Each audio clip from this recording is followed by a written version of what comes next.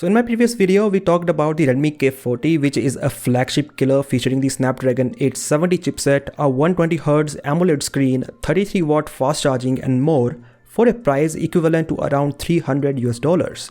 Well, along with that phone, Redmi also launched the K40 Pro and the K40 Pro Plus.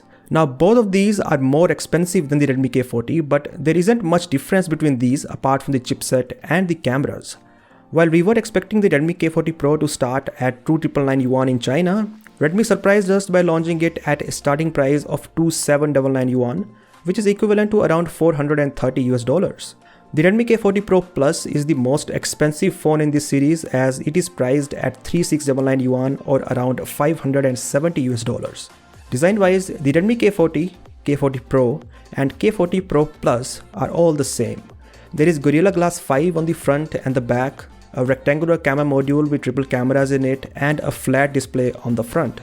There is a side-facing fingerprint scanner on the K40 Pro and K40 Pro Plus as well, so despite the fact that they are more expensive than the K40, Redmi did not decide to go for an in-display fingerprint scanner. Coming to the specifications, both the Redmi K40 Pro and the Redmi K40 Pro Plus have a 6.67-inch Samsung's E4 AMOLED panel with Full HD Plus resolution and 120Hz refresh rate.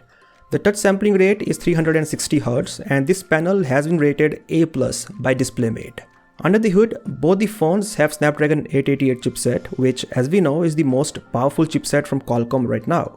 There is LPDDR5 RAM, UFS 3.1 storage and a 4520 mAh battery with 33 watt fast charging. Now the main difference between the Redmi K40 Pro and the K40 Pro Plus comes in terms of the cameras. The Redmi K40 Pro has a 64 megapixel primary rear camera, whereas the Redmi K40 Pro Plus has a 108 megapixel Samsung HM2 sensor. Apart from this, there is no difference at all. Both phones have a secondary 8 megapixel ultra-wide camera and a 5 megapixel macro camera. Now when it comes to video recording, both phones can shoot up to 8K videos at 30 frames per second. All the three phones are IP53 rated as well, which means they have dust resistance and spraying water on them won't do much harm.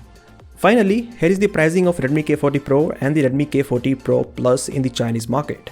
We don't yet know when these are coming to the markets outside China, but there are chances that just like last year, the Redmi K40 Pro might launch under the Poco brand in the global market. Anyways, what are your opinions on the Redmi K40 series? Do let me know via the comment section below, and as always, I'll catch you in the next one.